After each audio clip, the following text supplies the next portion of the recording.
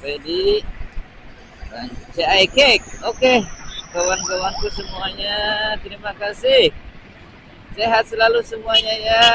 Mudah-mudahan saum kalian semuanya mendapatkan ridho dari Allah ya, mendapatkan pahala yang luar biasa ya, dilancarkan saumnya ya, dimudahkan juga, jangan diberatkan, dimudahkan dalam menjalani saumnya. Semoga semuanya dimudahkan segala sesuatu. Berat ketika kita merasa susah, mudahkan. Insya Allah ketika hati merasa ikhlas menjalani kewajiban ini, insya Allah akan menjadi pahala untuk kita semua.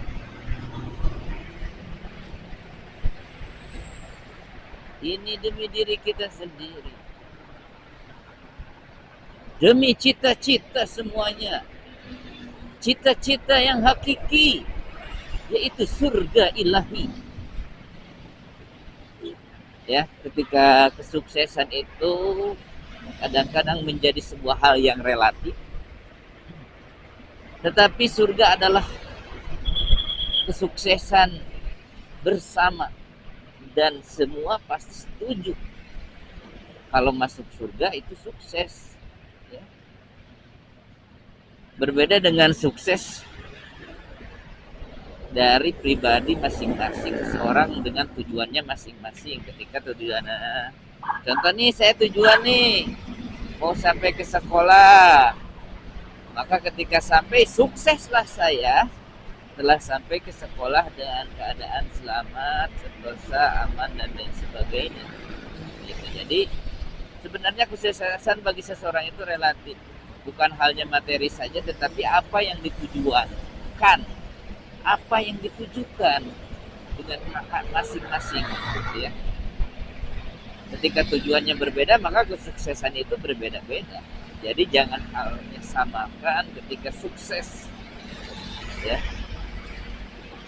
Dalam dunia itu semua sama. Ketika semoga sukses ya. Nah, mungkin ketika orang mendoakan itu kepada kita, sukses, sukses, sukses. Itu adalah sukses dunia dan akhirat juga ya. Amin, amin ya rabbal alamin. Mudah-mudahan kalian semua sukses dunia dan akhirat. Amin. Amin. Alhamdulillah. Tidak terasa sudah mau ke pasar nih. Belum macet ya. Kalau udah banyak pekerja yang berdatangan pakai sepeda itu macet di semua luar biasa, ditambah lagi pasar meskipun sedang puasa. Ya. Tidak ada sarapan. Tapi mungkin ada yang tidak puasa, tidak saum, yang terhalang, seperti halangan bagi wanita yang jadwal sebulan sekali, seminggu ya, gitu ya, atau yang baru melahirkan mungkin nifas, atau yang sedang sakit juga, sakit memang ini gawainya. Tapi kadang dulu saya kerja sakit pun maksakan. Dulu kerja itu dilarang sakit. Sakit harus kerja juga. Aduh.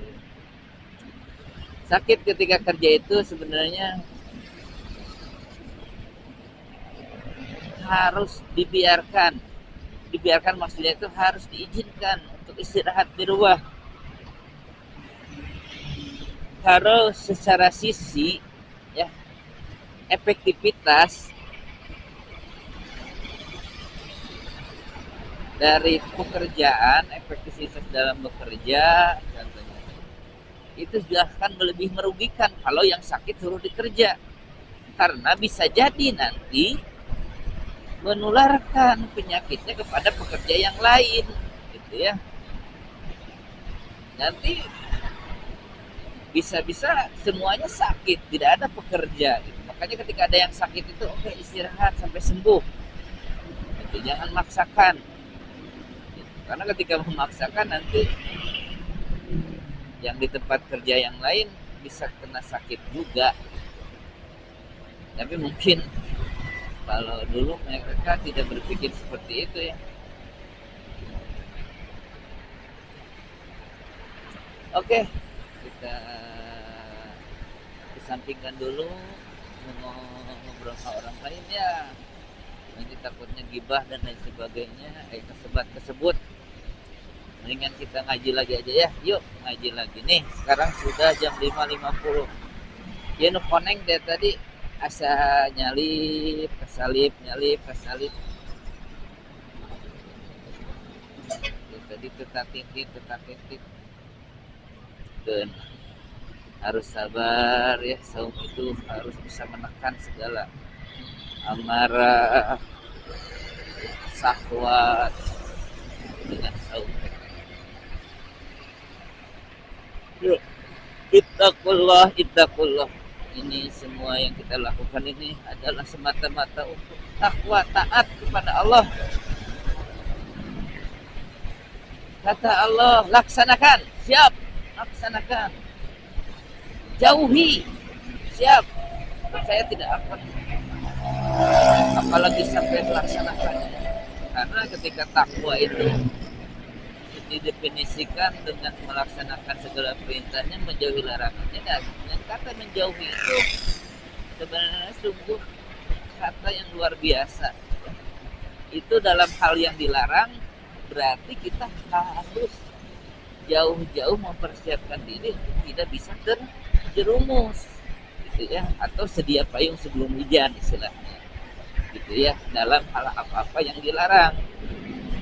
Karena dalam definisinya takwa itu menjauhi semua yang dilarang. Yang dilarangnya berarti bukan tidak boleh melaksanakannya saja, tapi dengan menjauhinya juga gitu. Dari mulai menjauhi, ketika kita tahu ini nih hal dapat mendekati hal seperti itu, makanya dalam hal berzina Allah melarangnya dengan kata la taqrabu, jangan sampai mendekati zina.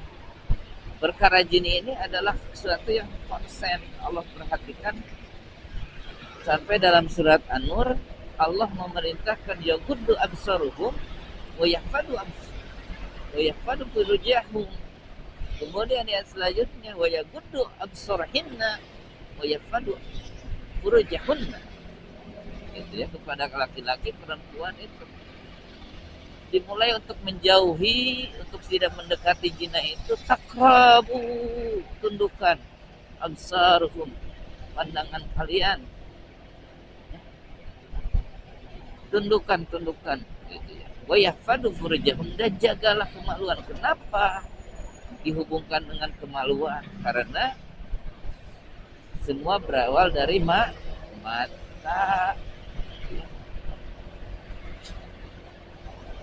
Dari mata turun ke hati bukan, tapi dari mata turun ke farji. Maka dari itu takwa di sini, definisi takwa itu adalah ketika menyentuh hal-hal apa yang dilarang, jauhilah ya, mulai dari menjauhinya. Maka kita sebagai umat muslim, bagaimana nih supaya seseorang harus benar-benar menjauh dari apa-apa yang dilarang? Maka turunlah, buatlah regulasi-regulasi supaya kita sebagai umat Islam bisa menjauhi apa-apa yang dilarang. Contoh, minuman keras haram. Bagaimana nih supaya seseorang itu tidak minum minuman keras? Maka harus ada regulasi yang tidak boleh ada yang menjual minuman keras, tidak boleh ada yang memproduksi minuman keras.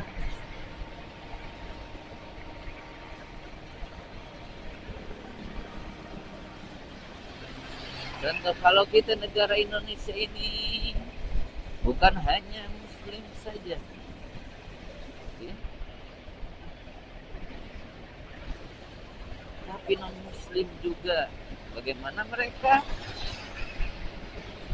ya sok kalau jualah di komunitasnya, jangan sampai dijual bebas.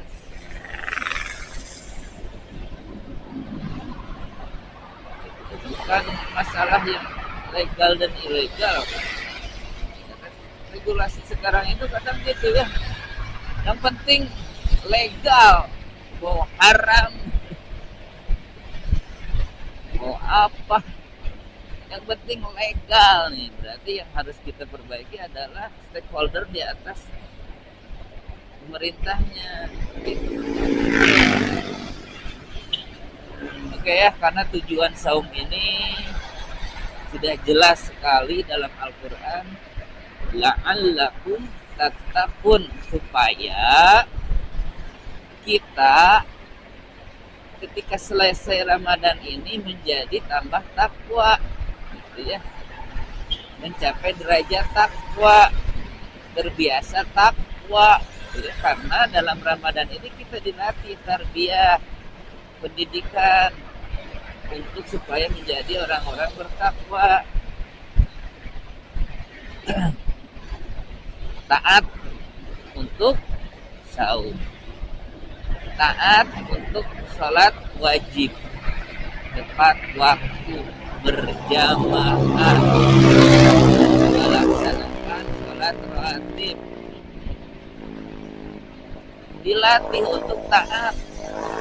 Taat di sini adalah tadi sekali lagi melaksanakan apa yang diperintahkan, apa yang dicontohkan oleh Rasulullah. Rasulullah melaksanakan sunnah. Taat melaksanakan apa itu. Dalam Ramadan ini takwa, dilatih untuk takwa. Maka dari itu supaya setelah selesai Ramadan tetap ketakwaan kita itu, ketaatan kita itu dengan melaksanakan apa-apa, ibadah apapun itu tetap istiqomah. Takwa, takut kepada Allah.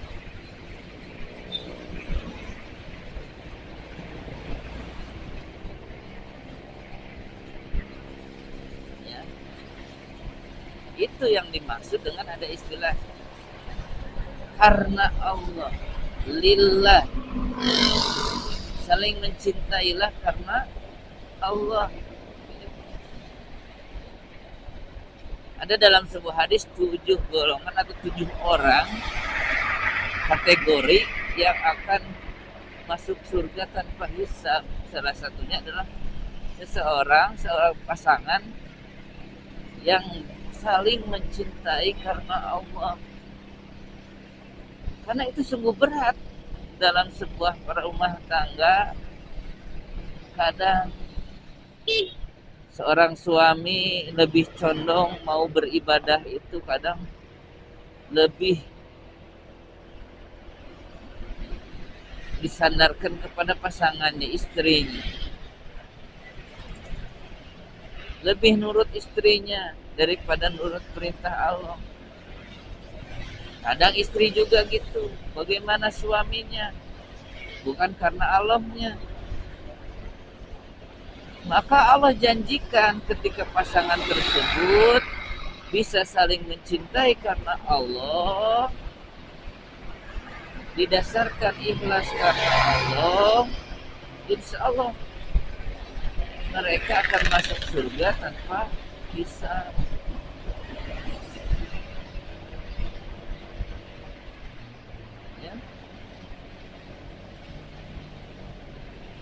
Bagaimana contohnya karena Allah itu? Ya begini.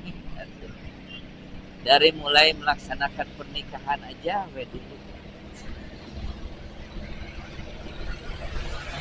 Niatkan menikah itu karena untuk takwa kepada Allah. Karena Allah fankihu ma tabalakum minan nisa, nikahilah wanita. Tidak ada perintahnya dari Allah. Berarti menikah itu adalah perintah Allah, takwa. Kita menikah itu untuk ibadah, untuk melaksanakan perintah Allah, untuk takwa. Nah, kemudian ada dalam pernikahan itu apa yang dianjurkan, apa yang dilarang, laksanakan. Gitu ya. Beri nafkah dan lain sebagainya bagi suami istri itu yang sebenarnya banyak sekali peluangnya ketika mendapatkan pahala dari Allah. Ketika suami menyuruh tolong bawakan air minum. Nah, oke, poinnya ini di sini nih. Ketika istri itu membawakan air minum, itu karena apa? Karena takut sama suaminya dipelototin itu. Ayo, bawain air. Jadi membawakan air. Karena cinta kepada suaminya, sayang kepada suaminya, maka dia mau membawakan air, atau karena taat kepada Allah. Nah, itu ya. Itu poinnya ketika mencintai karena Allah itu apa yang dilakukan